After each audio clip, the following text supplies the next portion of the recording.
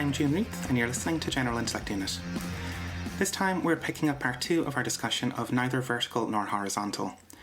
If you didn't get the first part of this series, I'd recommend pausing this episode, going back one, and starting from there. Thanks for listening, and we hope you enjoy the show.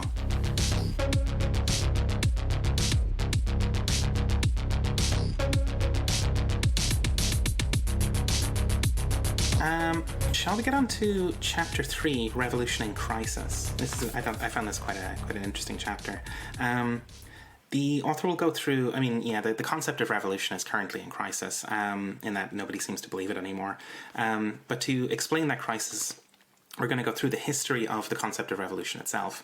This is super interesting. It's a bit of a digression, but it's super interesting. Yeah. So the crisis for the author seems to amount to like the abandonment of three things, right? Like the abandonment of a teleological concept of history, the abandonment of a what's the term he uses? Transitive relation between social conditions and political subjectivity. It's between sort of, what would you call them, like objective conditions or whatever.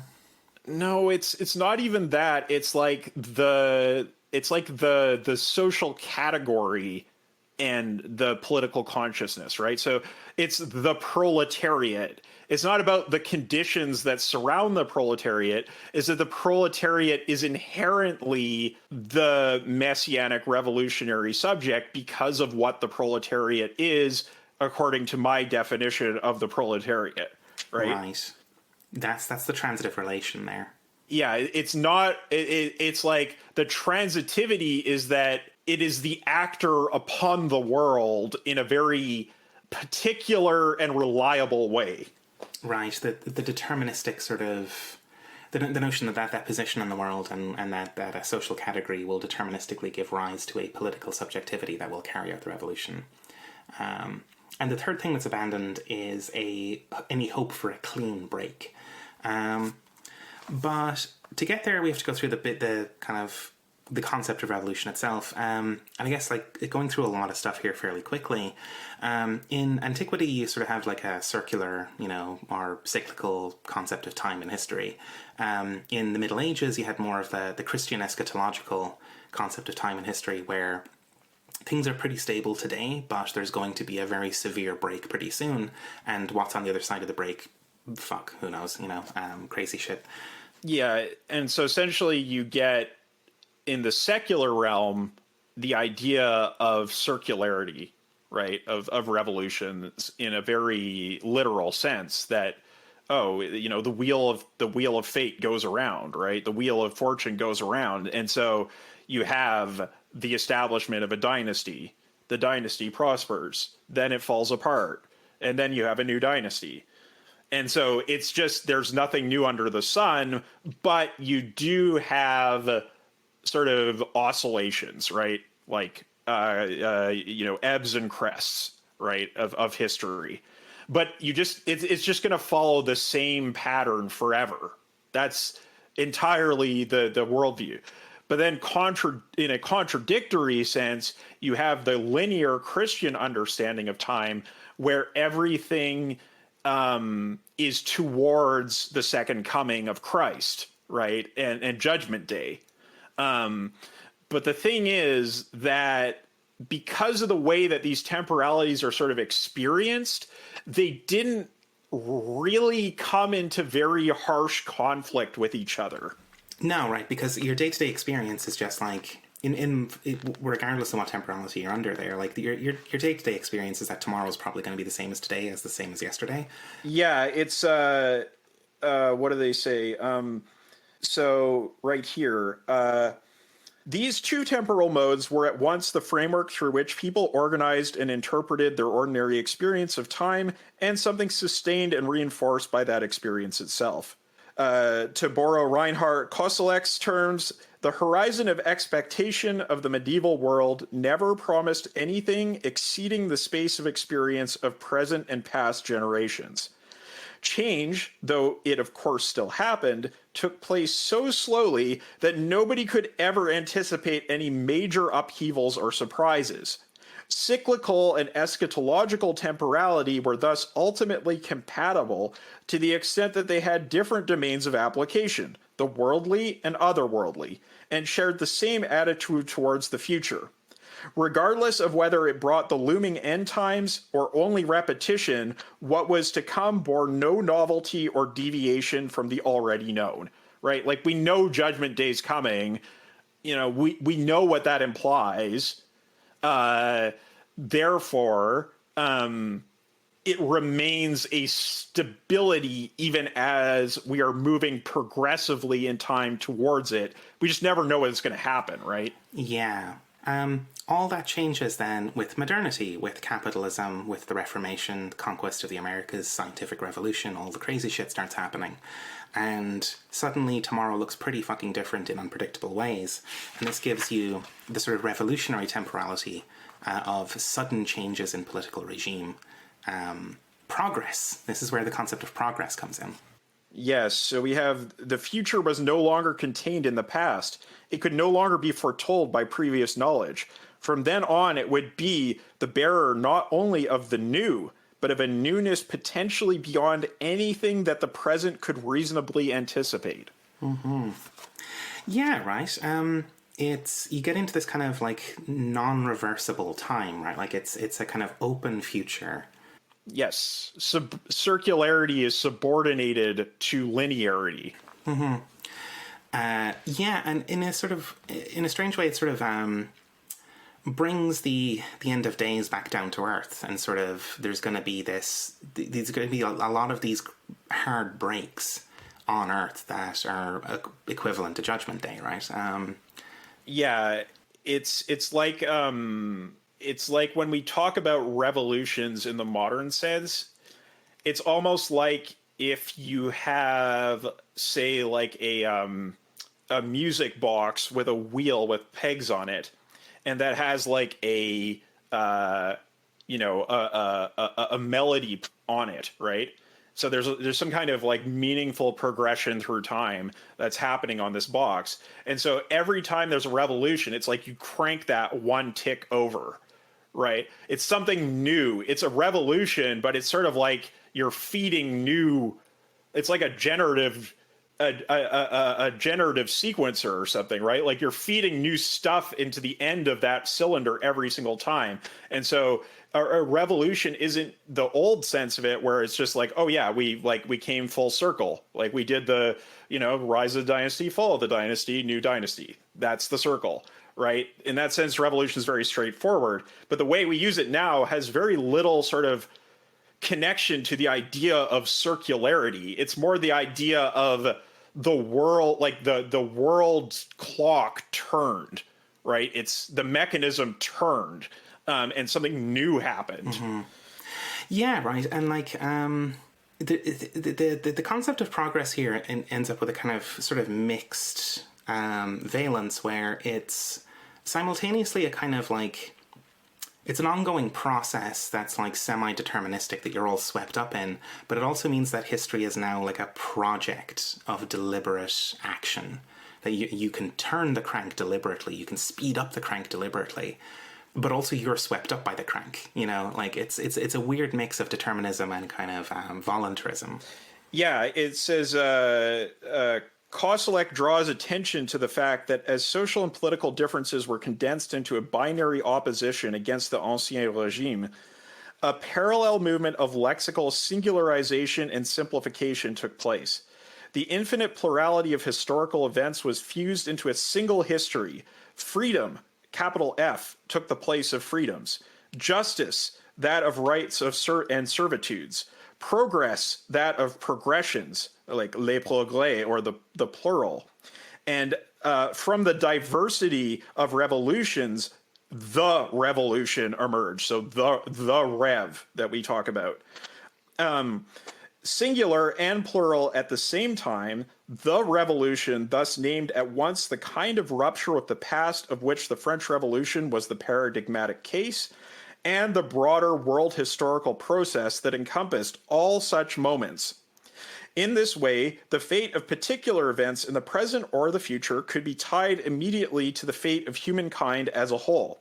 The revolution was at stake in, and therefore also a source of legitimation for, every revolutionary act. So that's sort of the broadest strokes portrayal of what modern time is and what the rev means, right? Like in terms of, how like Trotskyists can talk about the world historical mission of the proletariat, right?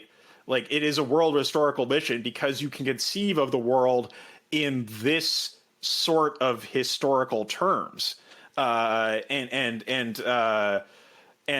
every action of the proletariat towards liberation is an action towards the rev. Yeah. The author brings in some kind of nuances here with like it kind of might sound like there's a kind of ongoing and endless progression of these political revolutions, but like for the 18th century revolutionaries and the Enlightenment people, that kind of wasn't really the case, right? Like it was supposed to be one big period of turmoil and revolutionary change, and then the political system would stabilize and settle down into a new stable orbit. But that revolution and like progress would continue in the fields of commerce and technology and science, right? Like that you'd have a eventual stabilization of politics. Like it wasn't really conceptualized as an ongoing continuous sequence of political revolutions. And this is where you get liberalism, right? Is the idea that there was one significant political revolution that overturned the ancien regime, and following that, you will have these sorts of technical changes, economic changes, all towards the better, asymptotically, right? Like you eternally approach perfection across time, but never reach it under the same political order, right? And that's the vision of history that you get in liberalism, especially like if you look at say like the quote unquote like old liberals, like the Austrian school, right? Like they are very obsessed with this idea that there was one correct, naturally, divinely ordained revolution that was the liberal revolution, and everything after that has been a sort of crime against the natural order and a crime against God, right? That it's all deviation from the proper political order that should exist, in which progress can proceed infinitely towards perfection. Yeah. And then in contrast with that, you have the idea of social revolution emerging as like that revolution being unfinished, actually. There needs to be a further kind of economic and social reorganization.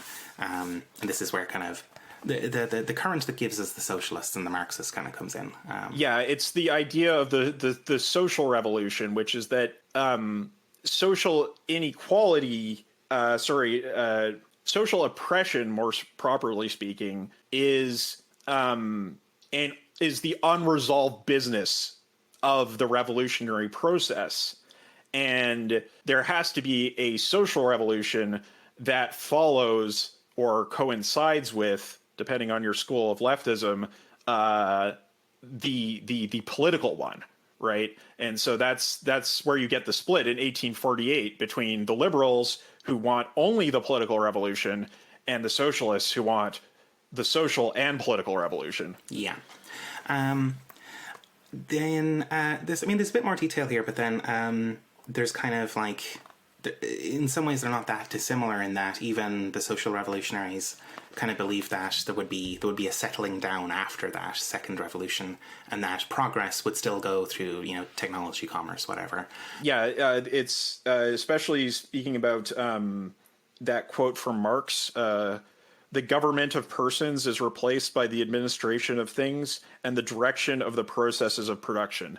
So in communism, we have the end of significant political history, but we have the beginning of real history. I guess you could say that the beginning of a world of freedom as opposed to one of oppression.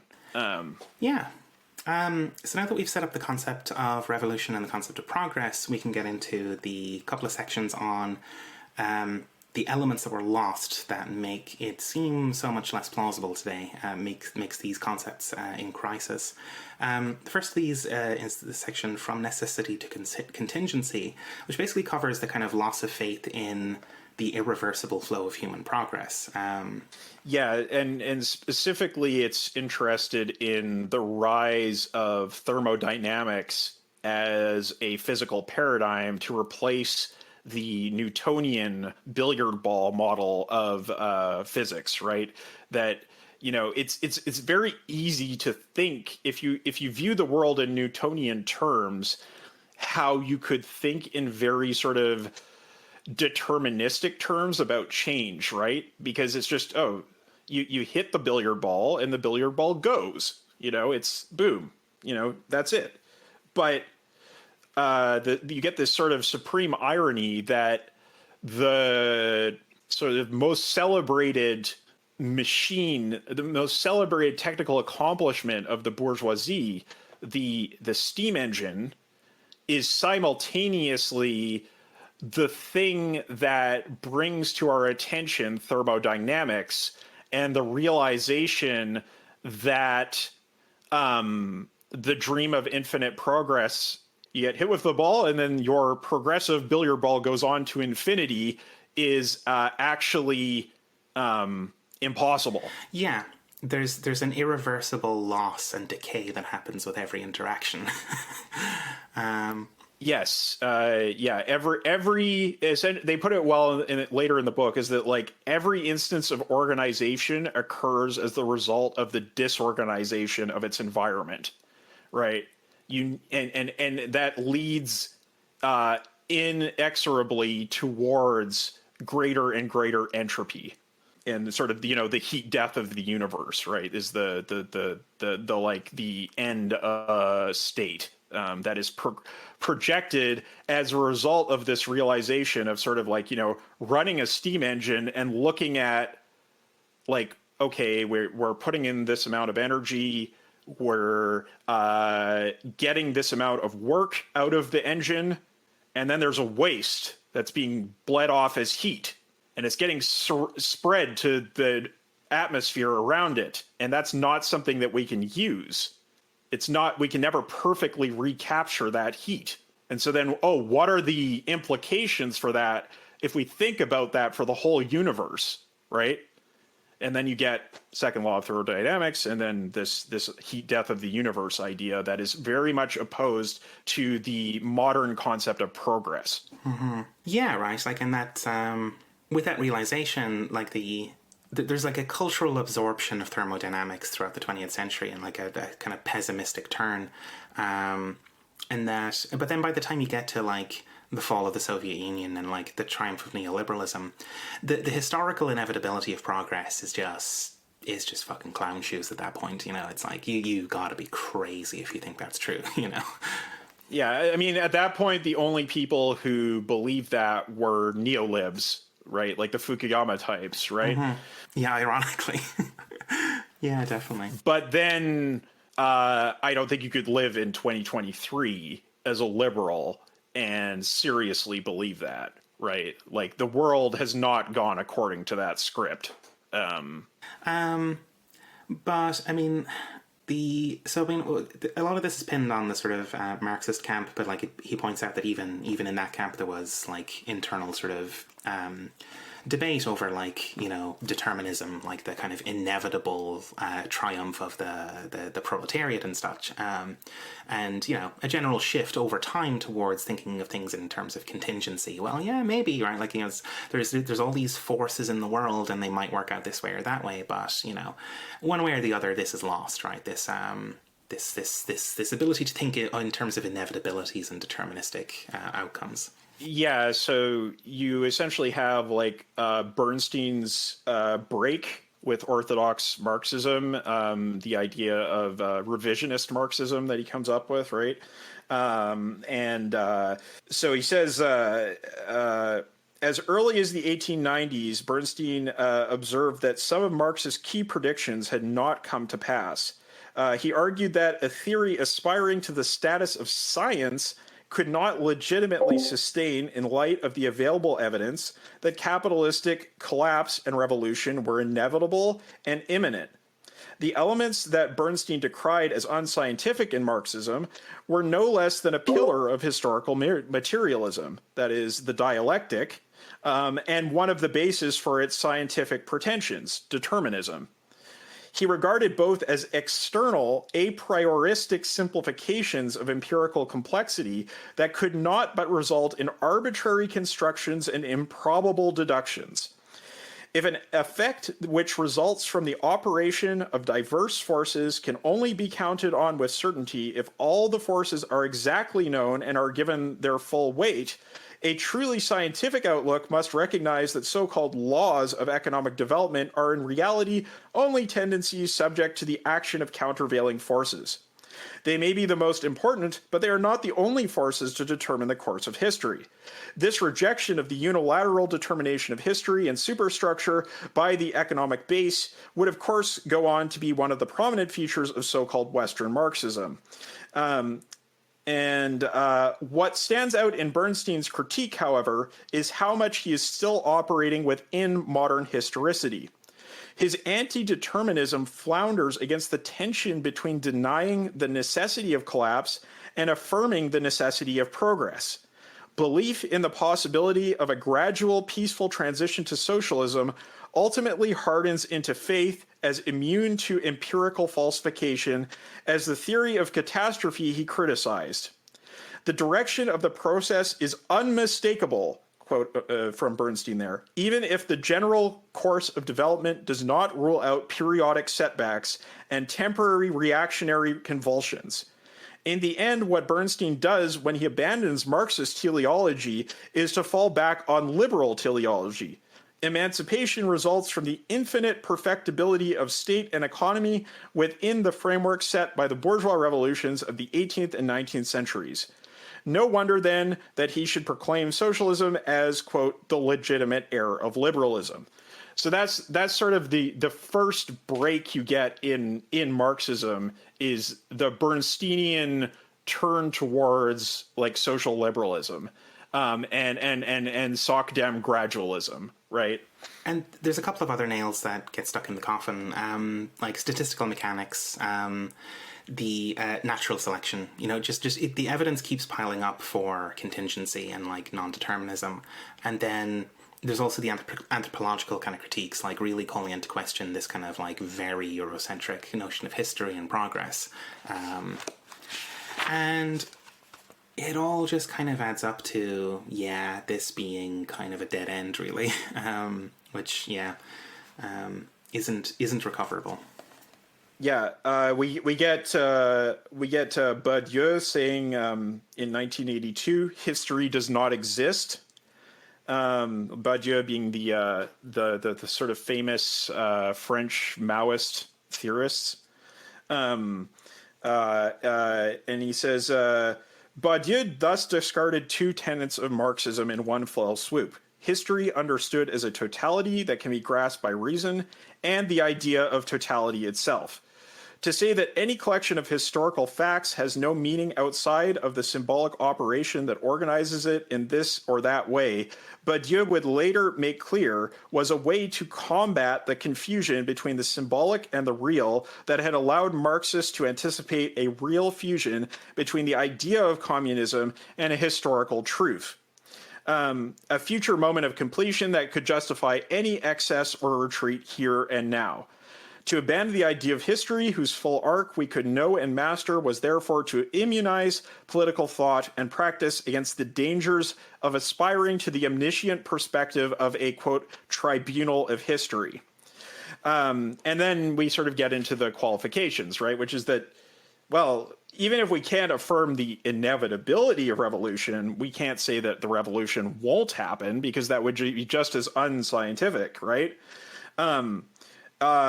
but the to assume the contingency of history and the limits of our capacity to predict the future is certainly the more consistent option in the light of both contemporary science and the experiences of the last 2 centuries. What is more, the present threat of climate change suggests the possibility that even if world revolution were inevitable, humankind might simply run out of time before its hour arrives.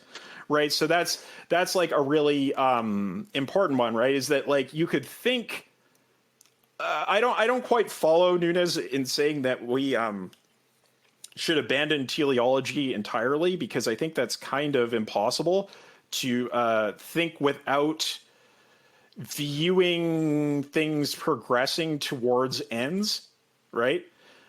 Even if that's in like a probabilistic sense, right? Like, you know, this thing about like, you know, Badiou saying that historical facts have no meaning outside of symbolic organization that organizes in this or that way. Like, even if you're thinking probabilistically, you know, there's still card counting in poker.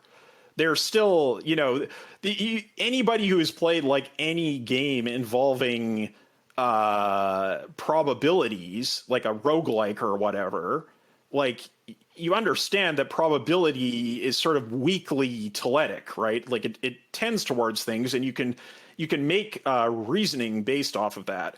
But even if you assume that sort of tendency towards world revolution exists and communism exists, if it's only a tendency and there aren't a sufficient number of iterations for it to play out in, because everything is halted by climate change, then it's not something you can really bet on happening in any strong teleological sense, because we just don't have time for it to happen. Yeah. And hence the necessity of organizing to speed up that process and to get the goods. Yeah, the second thing that's lost is the transitivity, right? The notion that there's a deterministic relation between social structure and revolutionary subjectivity, right? So, like, you know, Marx kind of goes through these steps of saying that the proletariat, you know, may do the revolution because of its, you know, universality in its position, you know, in its position in society, and that it can do the revolution because of tendencies within capitalism, and then it will do the revolution because of developing class consciousness. This kind of seemingly inevitable progression is the thing that we don't really believe anymore, it seems, right? Yeah, it's like the deduction. It's there's all kinds of issues with that deduction, and I think that you know, in the book it's sort of highlighted that like there are the so-called new social movements, right? That diversified the interests of the left and sort of pluralized it in a way that made the centrality of the proletariat after the sort of 73 catastrophe of the left falling apart less and less strong, right? Like the proletariat is still central, especially if you look at like the alter globalization movement and the importance of unions there, or if you look at like any actual like social change that gets done these days. But it's not central in the sense that it's the transitive subject that must bring about the revolution, right? It has a sort of privileged organizational and strategic position, but it doesn't have any kind of deterministic world historical mission that we could see being fulfilled today. Yeah, right. Like it's related to the loss of the belief in determinism, right? Like that when one comes into the question, the other does, and this decentering of the proletariat specifically or the industrial proletariat as the specific, you know, subject that's going to get this done.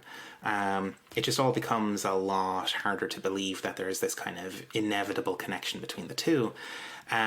And instead, in the end, like, it seems more that, like, political subjectivity has to be composed and organized. It's not something that just emerges necessarily. Yeah, and this is a point where I really sort of take issue with Nunes because we've talked about this recently on the Understanding Class reading group. But basically, he's kind of following that like Laclau and Mouffe line that these things are just sort of like radically indeterminate outside the realm of the political. There's no objective basis for anything. Yeah, I found that fucking weird, right? Because like they're saying it's like social Legos, right? Like you just assemble them in whatever fucking way you want, and you get whatever result you were looking for, right? Like it seems pretty fucking weird. It is. It's sort of like pure Leninism, where everything is just like everything is symbolic operation and political will. Yeah. And that makes sense if you are like linguistic brained, right? Like if you're part of that sort of late 20th century linguistic turn where everyone was like, language is everything, language is everything, language is everything, everything is language. You can't have anything outside of language. It's like, well, if that's okay, if that's true, then I guess it's true. You could just have these like arbitrarily Legoed together pieces, right?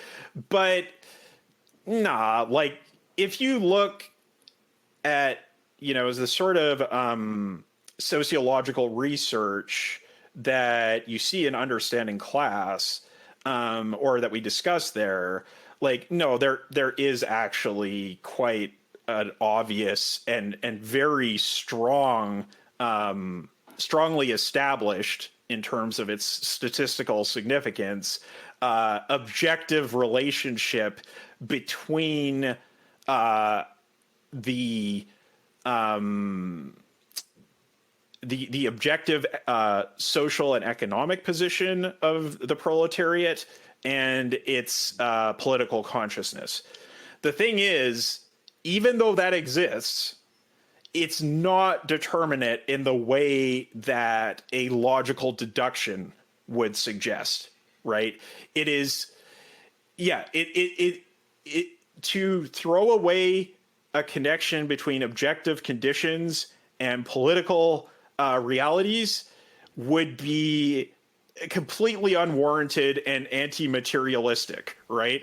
Yeah. I found these couple of paragraphs to be deeply fucking weird because, like, the statement that, it must be composed and organized, I think that is true, but it's true for reasons that are different from what the author seems to think that it's true for. And it's one of these things where I'm actually surprised he doesn't pick the middle ground here, Yes. Yeah. It's really like, taking that very strongly Laclau and Mouffe voluntarist position when it's really not warranted. And like, how can you honestly say, like, in an age where, like, what is it? I just saw the other day, the average, I think it's the average cost of rent in Vancouver City requires that you would make at least $100,000 a year,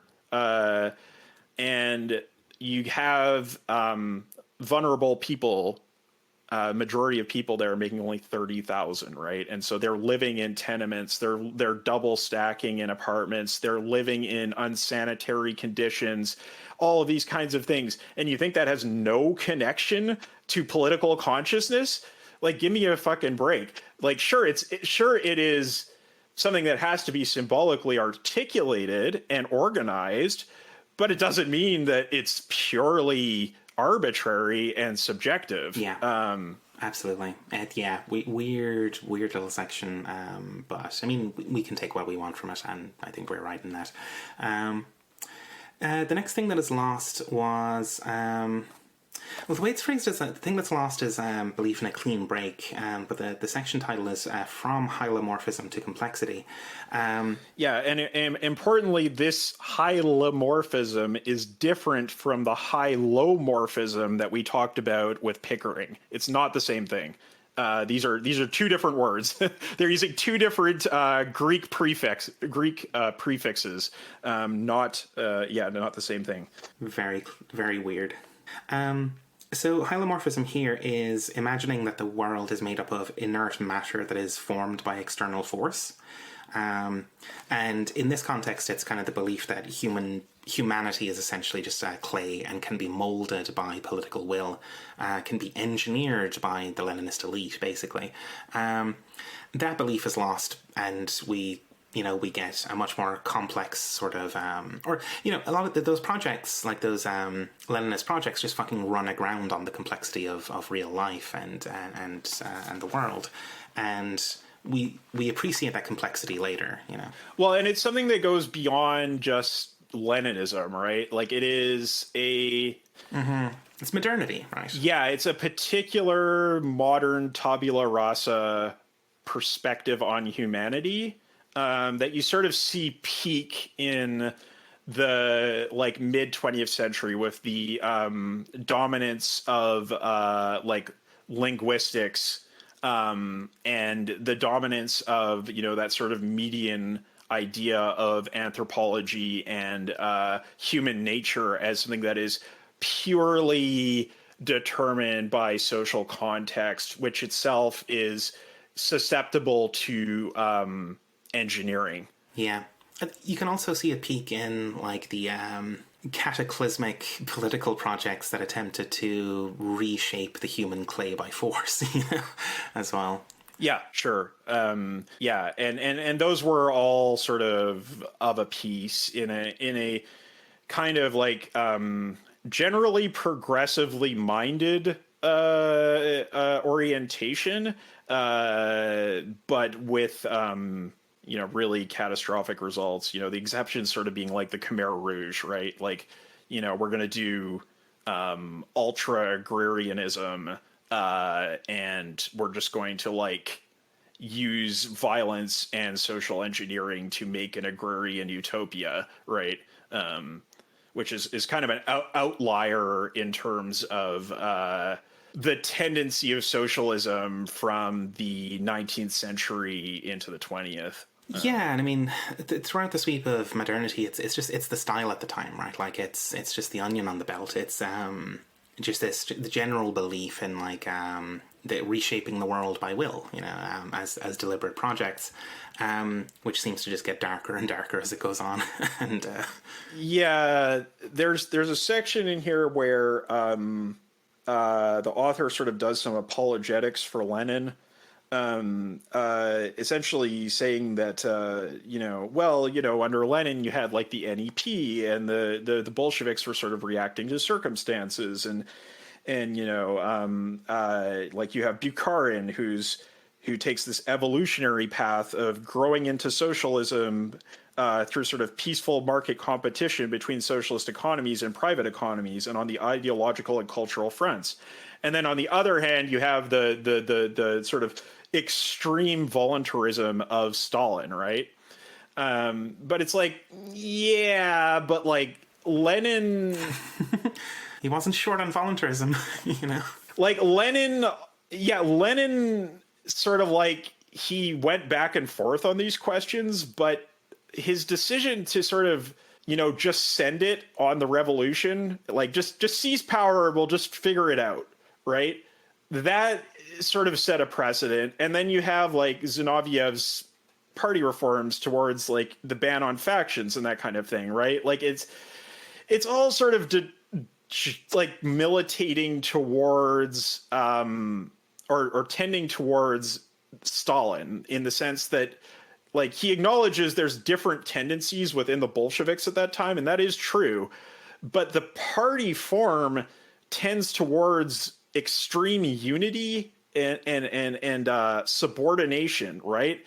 And that, given the fact that the revolution is established through a purely sort of political act, it really strongly pushed towards the idea of, the absolute domination of politics and the quote unquote, suppression of the value form under Stalin, in a way that, like, I don't think you can really sort of, like let off the older Bolsheviks on that point, in the way that the author tries to do here, where there's sort of a soft Leninism to the whole book, and a kind of slanted presentation of events, I would say, that I don't really truck with there. But it is absolutely true that this model of Bolshevism hits its peak with Stalin,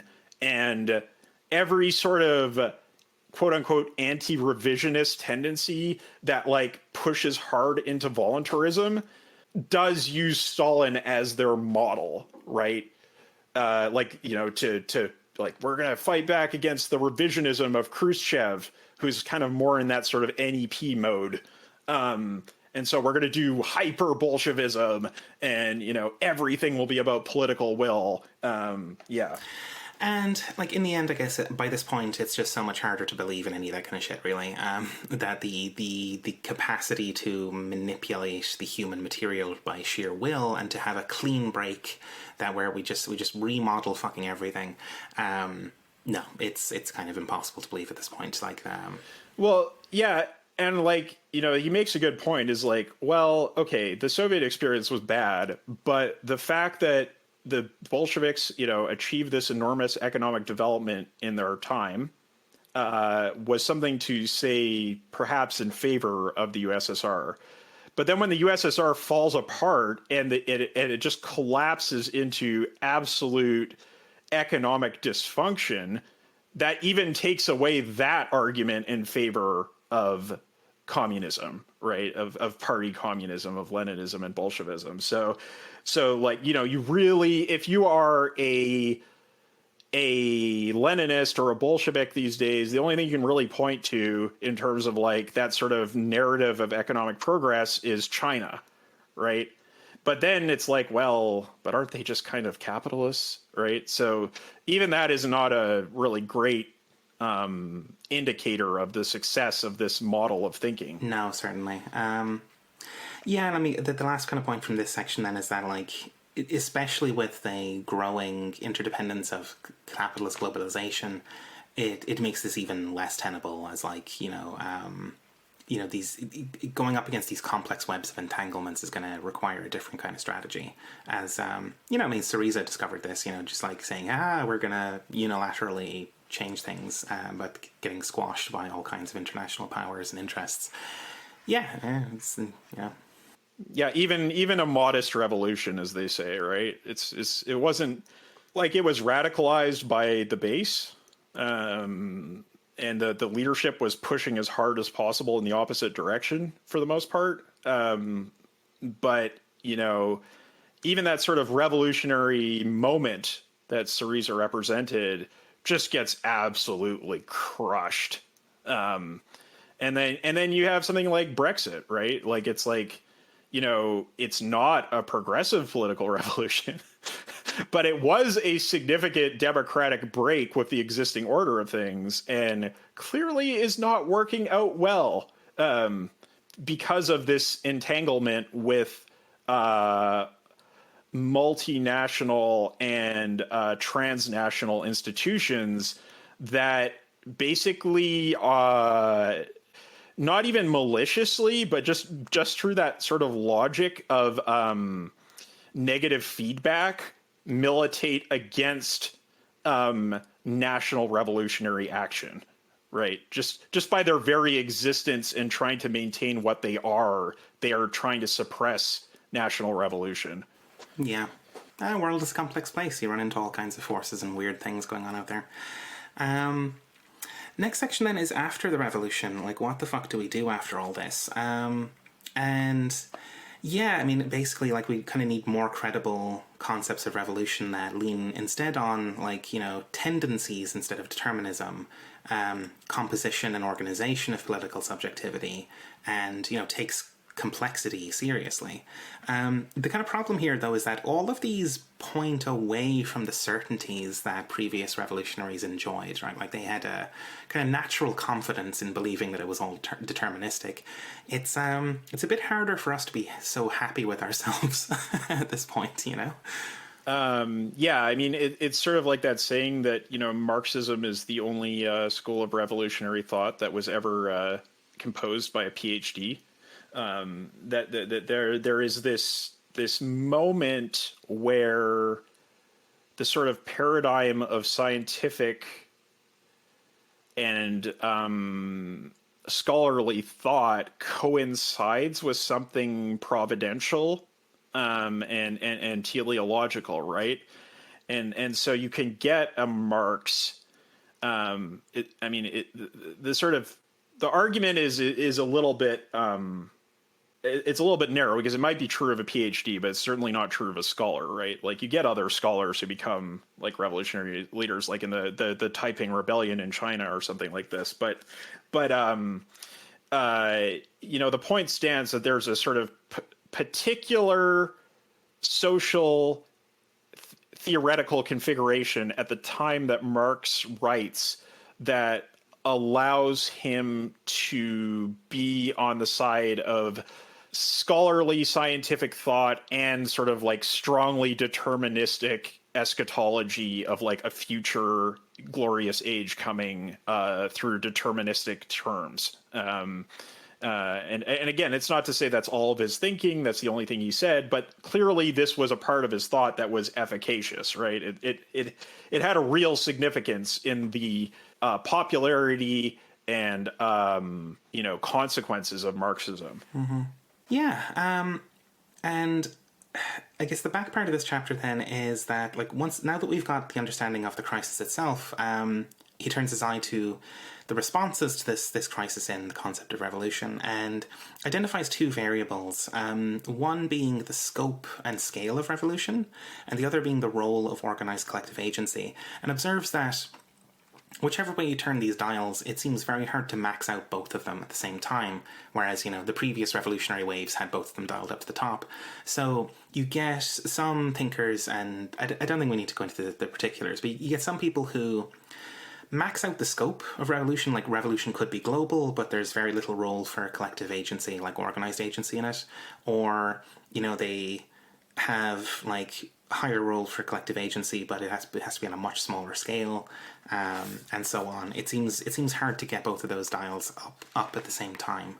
Yeah, there's this statement here. Even if we accept the absolute equality or a perfect social order impossible goals, Badiou and Rancière's emphasis on an all-or-nothing heterogeneity between, quote, real politics and police or the state makes it hard to distinguish between more and less equality, better or worse orders. The circumscribed nature of, quote, real politics offers some compensation for the impossibility of revolution, but it also impairs the capacity to differentiate radical and cosmetic, useful and counterproductive reforms.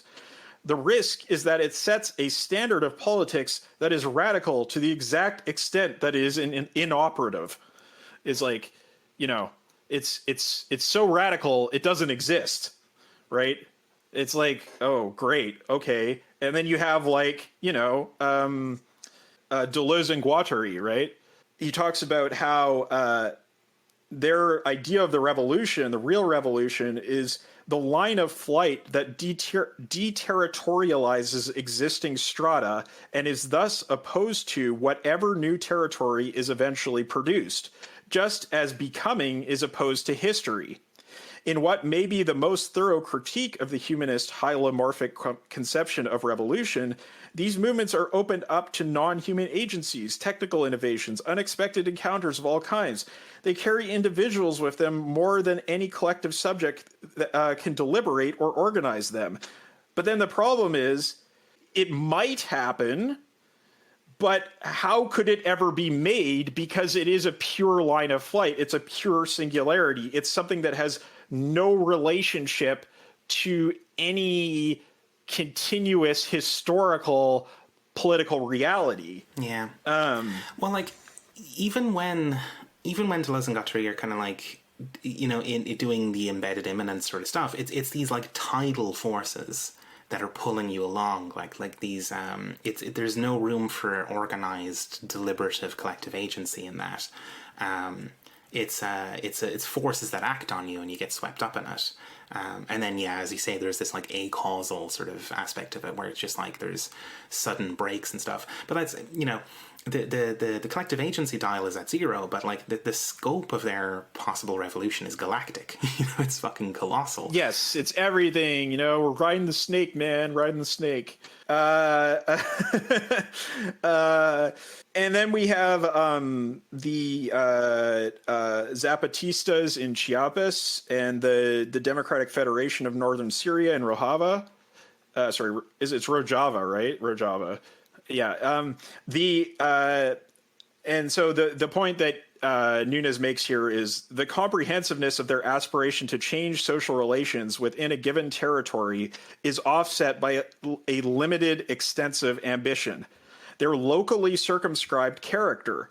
This has certainly contributed to both their internal achievements and outside appeal. So it's like they have no ambition to go beyond their territory, and they haven't really become potestas in the way that people would dislike, or if there is evidence of that, they're so far away from the capitalist core that people can look at it at a distance and approve of it, right?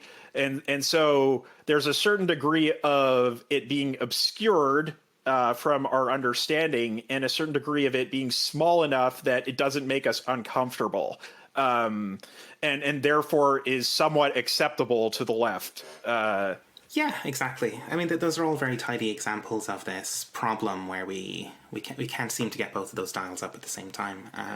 And then we sort of get into like, well, if we're talking about the revolution, like, aren't we talking about something more significant than any of this shit? Like, doesn't the revolution mean something more than that? Isn't it, it says, what was at stake was never just a change of regime, an uprising, a revolt, a radical reform, or a locally and temporally restricted experience, but a thorough, lasting transformation of social relations that ultimately extended to the whole of humankind.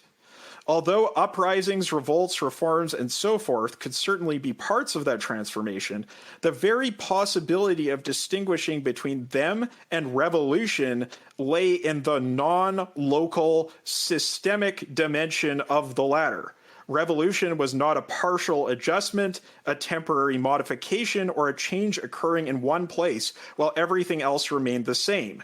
Through however protracted a process, it was the wholesale replacement of a system of social relations with another.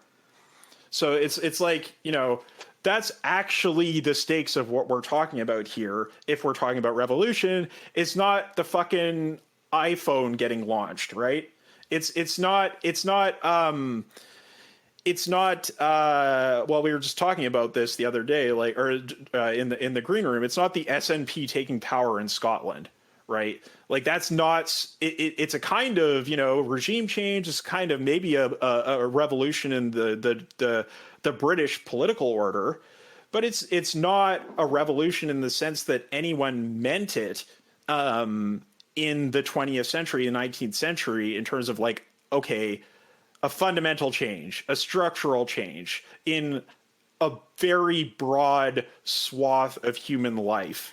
Yeah, and like similarly, like revolution is not you and your buddies taking over a squat or something, or doing tiny mutual aid efforts like that. It's chicken feed.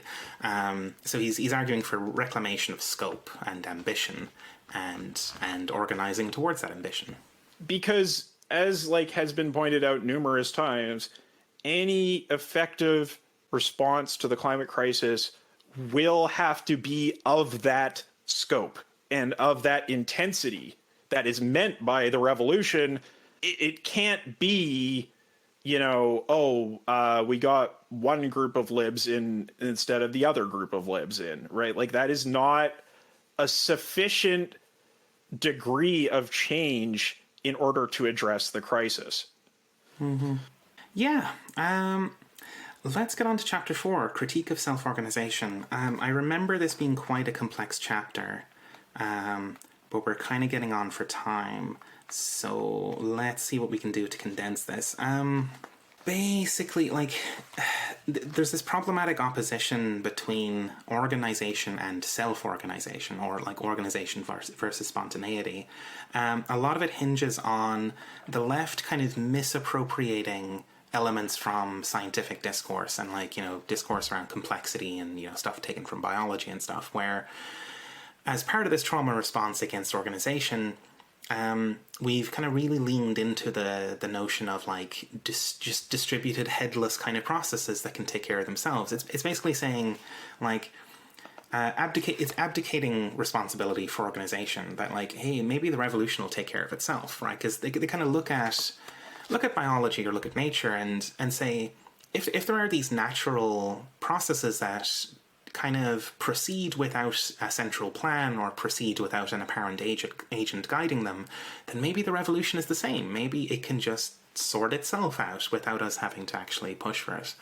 And that's all under critique here. Yeah, and it's like, well, I can't discount that it might happen, but, you know, many things might hain. It doesn't mean they're likely to. Right.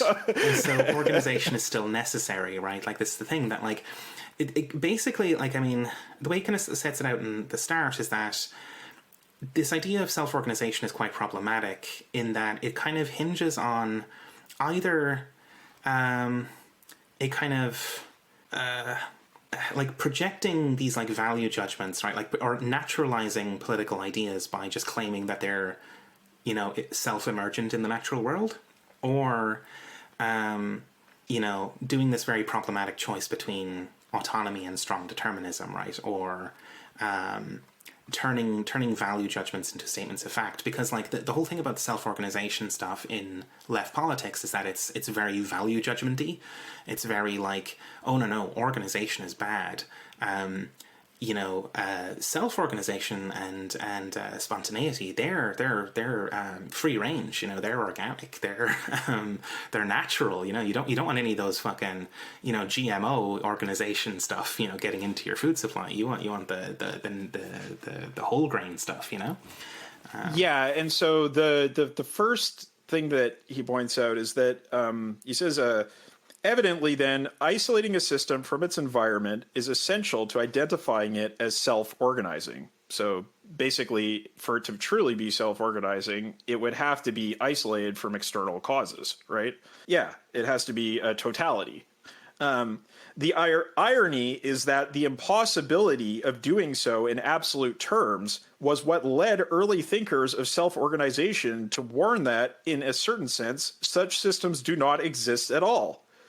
There are no such things as self-organizing systems, was how the physicist and cybernetician Heinz von Forster chose to open the interdisciplinary symposium on self-organizing systems that took place in '59 in Chicago, the first academic event of its kind. So the first thing it opens with is, these things do not exist, actually.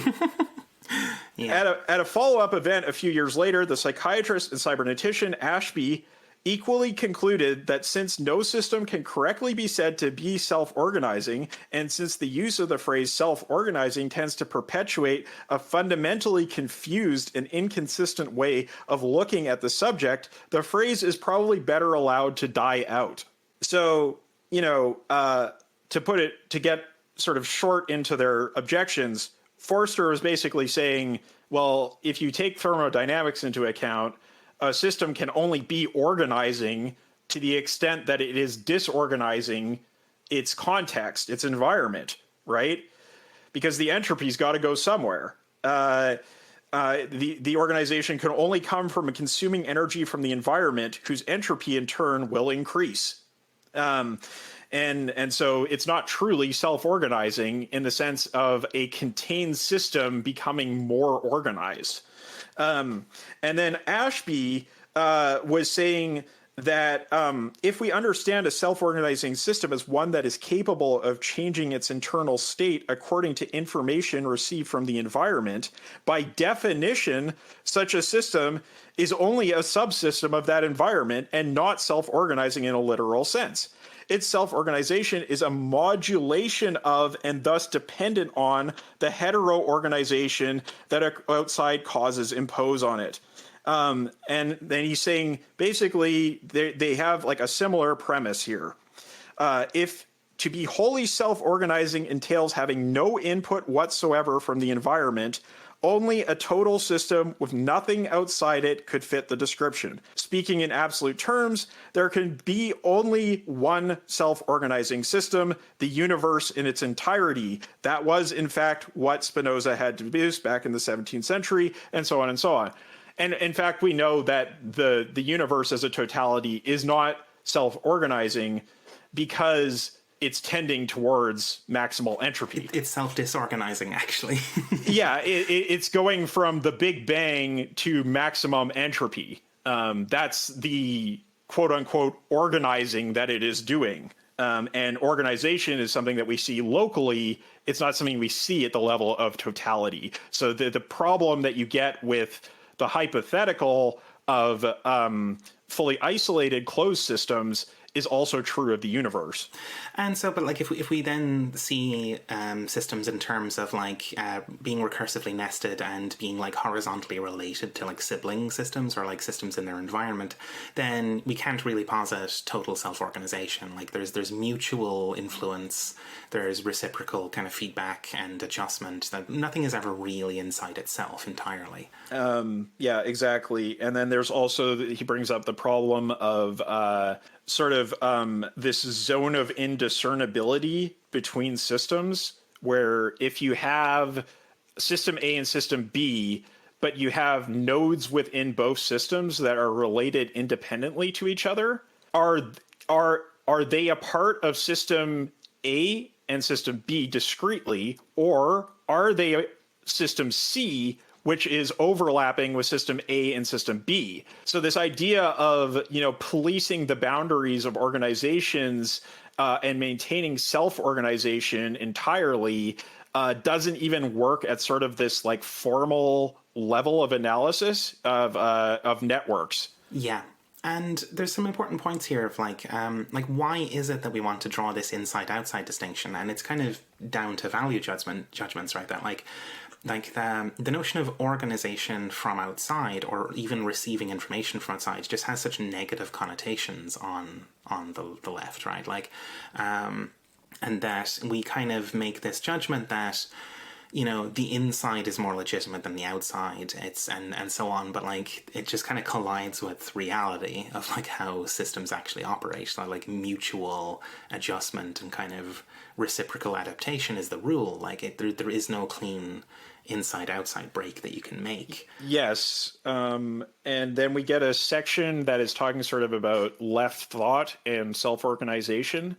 And it's essentially saying that the only way you can believe in self-organization in the sense that it is typically meant in political discourse is through believing in this kind of transitivity of political subjects, right? Where it's sort of the uncaused causer that just naturally operates that way. But then, like, I was thinking about it, I'm like, even that doesn't hold up, because, like, if you look at, say, the proletariat, right? The proletariat is constituted socially, right? Like, the proletariat is organized as the proletariat by outside social forces. It comes into being in historical time through social effects. It doesn't magically appear in reality without any context to it. So even, if you believe in that sort of strong historical mission of the proletariat, you have to concede that the proletariat is contextually determined to a certain degree, right? Yeah, right. And to pin it down a little bit, like, I mean, the particular thing that he's going on about here is the desires, the beliefs, and then the actions of agents. Like, where do they come from spontaneously? Are they and kind of going into this interior exterior kind of distinction, and it all kind of just falls apart, right? Like you can't make any case for the desires and beliefs and subsequent actions of the agent being entirely from within themselves, nor can you make the case for it being entirely received from social context. Like it is a complex mix of the two. Yes. And there's also the following section is sort of a critique of anarchism. And it's just pointing out that, anarchism as an idea of sort of like anti-organization only makes sense if you believe in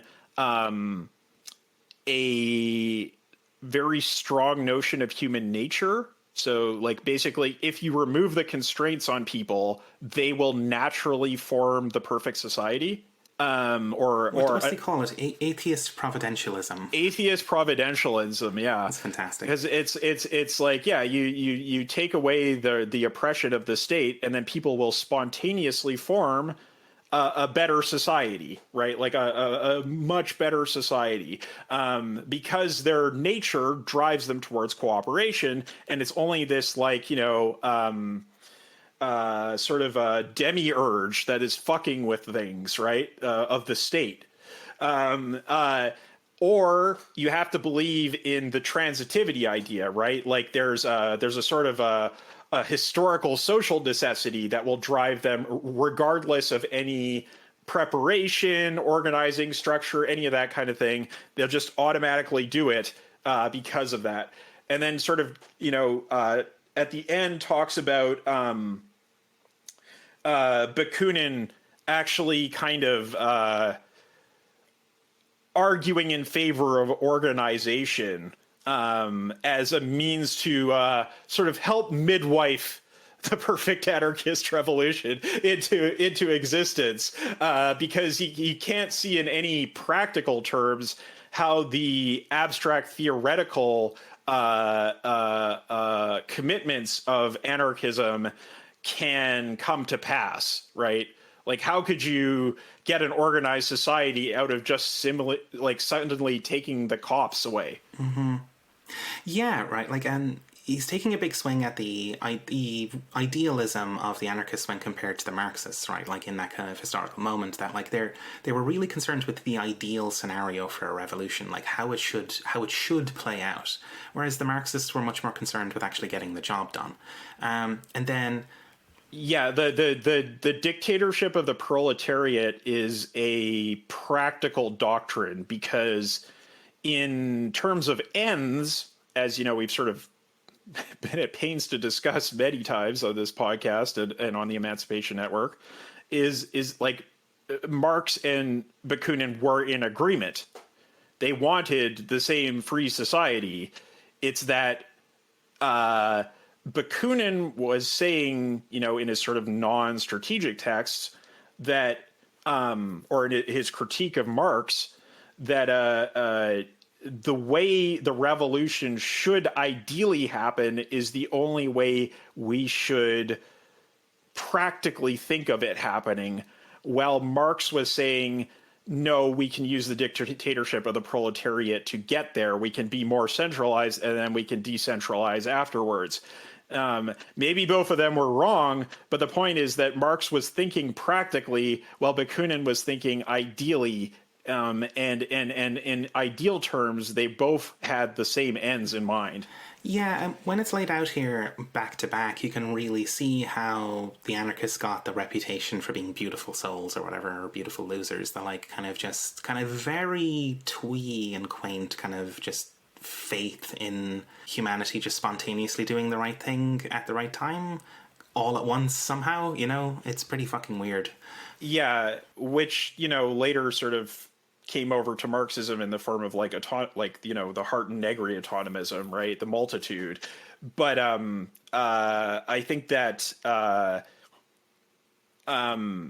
it's also like really not reflective of the sort of like anarcho-syndicalist branch of anarchism, right? Which obviously is in favor of setting up some kind of dictatorship of the proletariat, right? Like that's kind of the whole point of the syndicates coming together to run things, is to establish a dictatorship of the proletariat. They're not really in disagreement with Marx on that. They just might disagree about some particulars. So it's when it comes to the question of practical politics as opposed to these like isolated ideals, the anarchists tend to be in favor of organizing of some kind, even if they don't agree with Marxists on everything about the particulars. Yeah. Yeah, and I mean, all of this really tilts in the direction of like not leaving things to chance, right? Like that, like in the face of all this, like you really shouldn't be leaving things to just spontaneity. Like, why bother rolling the infinite-sided dice? Well, and like he points out here a really important point, which is that, you know, Lenin was critical of this sort of idea, right? But practically speaking, when it came to Lenin making the revolution and what came afterwards, that's exactly what he did, right? In terms of like, it'll all just work out. That idea, like, it'll all just work out, is exactly the Leninist gamble, right? Like, there was no plan for economic planning. There was no economic alternative to capitalism that they had in mind. All they had was a political program for seizing power for a workers' dictatorship. But, you know, they basically blew off the Menshevik objections to why the political revolution would not work in Russia, and went ahead and did it anyway on the gamble that things would just work out because of providentialism. And they really didn't work out. So, you know, the political success of being organized politically, it doesn't really guarantee anything, because you can't rely on providentialist arguments for why the post-revolution should be any better than the pre-revolution, right? It's why we have been, you know, sort of at pains in the Emancipation Network to explore ideas of coordination, socially and politically, economically, as opposed to just saying send it and see what happens. Because we have the counterexamples to show this doesn't work. It doesn't work. It doesn't. Hope is not a strategy. You know, it just fucking isn't. You'd hope it would be kind of, you know, obvious by now. What's the next bit? Teleology with and without the subject. What was all this about? I think this is kind of where he gets into the sort of misappropriation of the scientific discourse on self-organization. And a lot of it is about the kind of ways that self-organization really doesn't have a moral or political content to it, because it's kind of just how the universe works anyway. And so that means that everyone from the fucking Hayek neoliberals all the way through to anarchists, fucking anyone, you know, they can all just project their desires onto the process of, like, the sort of natural processes of self-organization, even though, you know, it should give you a hint that because everyone can lay claim to it, it doesn't really have any moral or particular political content. It's just a fact of nature, right? Well, and there's no strong objection that can be made to the idea that capitalism is a self-organizing system, right? Like, it, you know, Hayek would say that's a good thing, but you know, if you are arguing in favor of self-organization as a sort of normative principle, the thing that we're supposed to be arguing against is also self-organizing. It's just organizing in a way that is killing everything on Earth. Yeah. So advocating for self-organization is just kind of meaningless on its own, right? Like, it's what all that really does is it projects a theory of justice and a sort of moral framework onto nature and tries to use that to bolster your argument for the moral framework. You know, Yeah, it's a weird move that doesn't really work, and doesn't bring us anywhere on this question of organization, right? Like it doesn't. And again, we're talking here in a sort of loose sense of self-organization, because as we established at the start of the chapter, self-organization doesn't actually exist, right? Yeah, Like exactly. it's there's that sort of internal heterogeneity that can organize itself internally at the same time that it disorganizes its environment. And that's what you would refer to as a self-organizing system, right?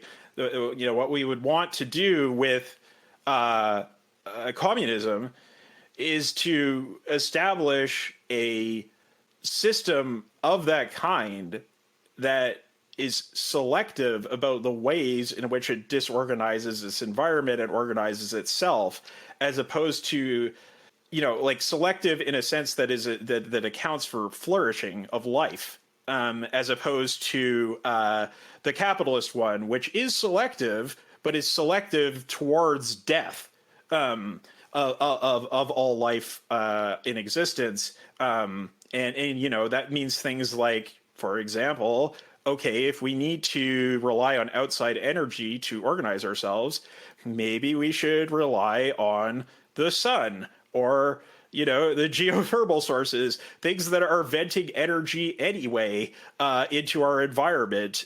These massive batteries of energy that we can just take advantage of without disorganizing our planetary system in a really destructive way, right? It's being deliberate about those things, taking into mind sort of these ethical imperatives of flourishing of life that you see in like Aristotle and Beer and so on, as opposed to just using a quote unquote self-organizing system that Hayek would valorize, that would just kill everything in existence, but it must be right because it's, you know, ordained by nature. That kind of silly argument that you get from the Austrians.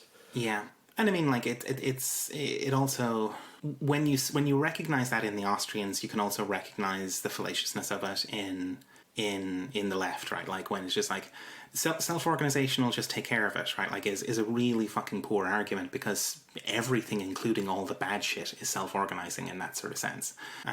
You know. Yeah, it's one thing to think systematically and think cybernetically and understand the functioning of systems, and it's and to sort of leverage that understanding to achieve the ethical and aesthetic priorities that we have as people. And on the other hand, you have sort of acknowledging that systems exist, and therefore saying that sort of systems knowledge, that instrumental knowledge, is somehow like an absolute providential guarantee, right? Just because systems, you can look at systems and you can modify them in accordance with an understanding of cybernetics and get something more towards what you want, right? But that doesn't mean that like all systems are just sort of naturally tending towards that end. That isn't what systems theory, isn't what cybernetics says. It's like if you just, I don't know, like run a generative sequencer on your computer and hook it up to some instruments. Is it going to automatically produce music, or will you need to tweak it? Obviously, you're going to need to tweak it unless, you know, you get that sort of singular one in a bajillion event. And even then, it's not significant to anything beyond its own context, right? So it's like, you really have to say that like this sort of potential for improvement is not the same thing as an existing necessity of improvement. Yeah. And like you got to kind of ask like why the insistence on this stuff, and like what the author kind of puts forward here is that like it really is it's a way of disavowing agency, both collective and individual, right? It's part of that trauma response, because ultimately it's a fallback to saying, fuck it, I'm taking my hands off the wheel, the revolution will sort itself out. Yes, yeah, definitely. And it's also, I think, he kind of mentions how it's kind of also a response to sort of the general disillusionment with the idea of progress. So even libs appeal to this idea, right? Like with sort of neoliberal optimization as an idea of sort of like working in accordance with like the flow of nature, right? That like the world will just sort of spontaneously optimize itself for the market, and that being a kind of like fantasy that animated the actual like market engineering they were doing, right? Like, you know, God only helps those who helps themselves, right? Like it reminded me of it very much reminded me of All Watched Over by Machines of Loving Grace, like that kind of thing, right? Like where Curtis got on the same track there with like, there was this like fantastical notion that like if you just kind of rig up self-organization, it would just automatically steer itself towards utopia. And it's like, no, it just steers itself in fucking circles. It goes off and does whatever crazy shit it's gonna do. Like it doesn't have a theory of justice built into it. Like, yeah, it's the three groups that Nunes sort of identifies are like the neolibs, the what he calls I think the new communitarians who become the Silicon Valley types. That's what we covered in All Watched Over by Machines of Loving Grace. And then you have the sort of like cybernetically oriented anarchists who take this self-organization equals good line. Yeah. And then I guess the last section then is politics with the subject in, where we're going back to the subject, revenge of the subject. It's back to we, right, and like design and trying to put agency back on the table here. Yeah, I mean, pretty much every chapter finishes in basically the same way. Like, again, arguing for this organization in this mixed mode, like being sensible about things, being practical about like real problems informing your thoughts rather than starting from prescriptions that you got from over 100 years ago. And yeah, it says if one neglects concepts like nucleation and critical size, and just assumes that whatever systems one wishes to influence are permanently close to a critical threshold, it is possible to build a theory of change in which magnitude, intensity, durability, and contingency of action are practically irrelevant. And then, as you mentioned earlier, like, you know, the flap of the butterfly's wings in Brazil can set off a tornado in Texas. So why bother doing anything larger than a butterfly's wings flapping?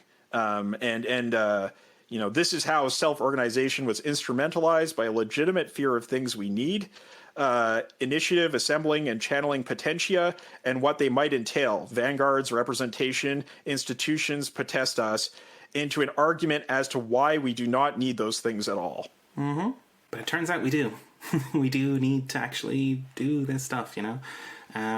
Yeah, and then there's just sort of a little coda at the end there about Leninism, which we probably don't need to talk about because it's really not that important. It's just sort of like, look, some of my ideas map onto Lenin's ideas. Isn't that great? Yeah. The covert Leninism throughout the book is interesting. Yeah, it's like I don't know if Nunes is a Leninist or is just friendly with Leninists, but there's a sort of like almost like a kind of fawning behavior towards like the idea of Daddy Lenin and Mummy Rosa that is like, you know, I mean, it's interesting to engage with this history, but like the sort of fawning is not really necessary. I don't think. Yeah, definitely, right. Like, and What was it in the introduction where he kind of said almost at the end of the introduction that the ideas in the book had kind of gotten their start a long time ago, and back then he was calling it, what the fuck? Oh yeah, it was like why we need a new Leninism or something like Networked Leninism. that. Network Leninism, yeah. But you know, one wonders if precisely because this is a very horizontal moment, he's you know, bending the stick. Well, hey, you know, a little bit, but there's a whiff of like a little bit too much of the Leninism in there, I think. Well, it's just sort of like trying to engage with the history of Leninism without really going all the way, you know?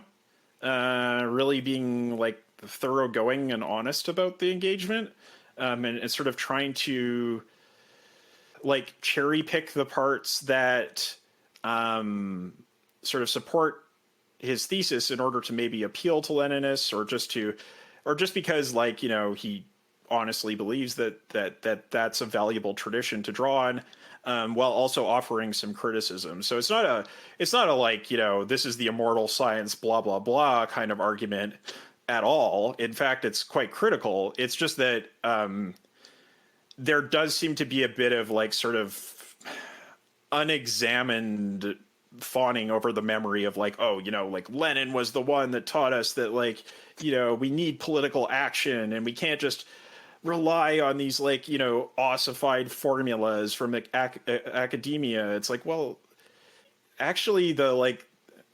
Menshevik objections to Lenin in that time offered no useful political prescriptions, but they weren't wrong about what would happen if he did take power. So it's like, you know, whenever you're considering action, you should sort of consider the context, as opposed to just sending it, which is the thing that that voluntarism we saw in Laclau and Mouffe sort of suggests, right? Is it's like, you know, you don't need to do that. You can just can actually have a second thought. And you know, granted, the situation was really bad there at the time, but that doesn't mean we have to hold it up as like this is the thing we all need to follow. No, God, no. I mean, that is the fatal fucking mistake of 20th century socialism, is like taking that as the one fucking yardstick against which everything else has to be measured. Yeah. I think there was one tiny thing we slightly missed, that like one of the conclusions of that chapter is that like organization and spontaneity are not opposites, they're moments of the same process. So that in order for something to become organized, there has to be something spontaneous underlying it that can be organized. But then for that spontaneous initiative to go anywhere or amount to anything, it needs to be more than just spontaneous Brownian motion. Yeah, exactly. Like, the party is never going to trigger the rev.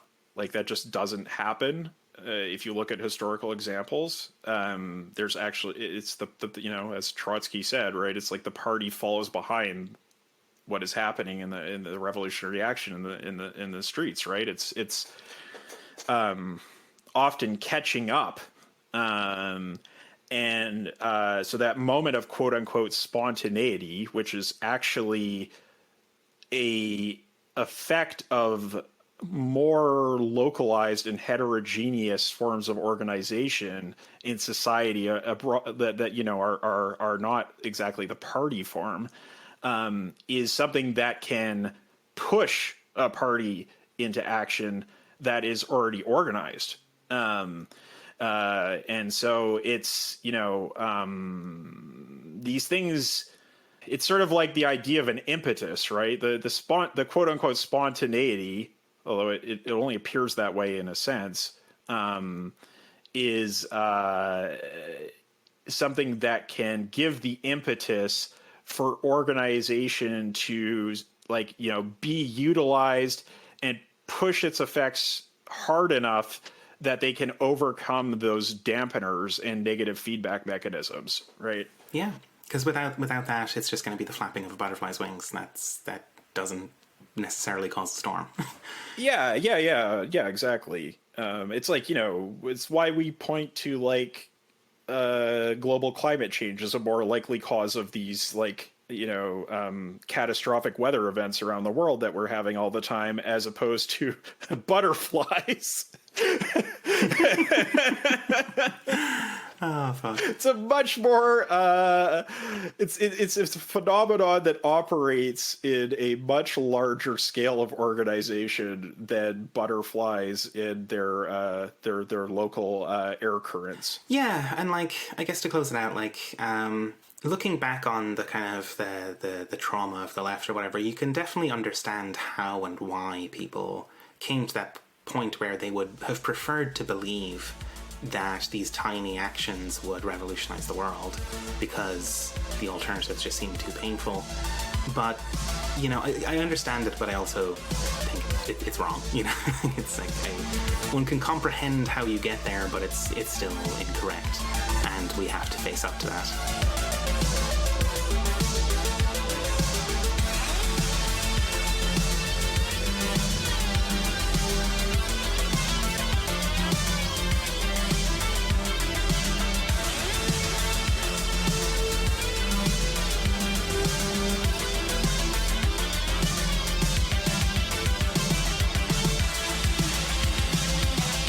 Thank you for listening to General Intellect Unit. While you wait for the next episode, you can find us on Twitter at GIUnitPod. You can find us on Facebook and all the podcast apps, so like, rate, subscribe, and share us with your friends. If you go to patreon.com/General Intellect Unit and give us a couple of bucks a month, you can get access to our community Discord and help to keep us alive. This show is part of the Emancipation Network, a Marxist podcast network and research collective. Go to emancipation.network and check out our sister shows, such as From Alpha to Omega, Swampside Chats, Jumpsuit Utopia, and Mortal Science. They are excellent shows and excellent folks. Once again, thanks for listening. We hope you've enjoyed this show, and we hope you'll join us again next time.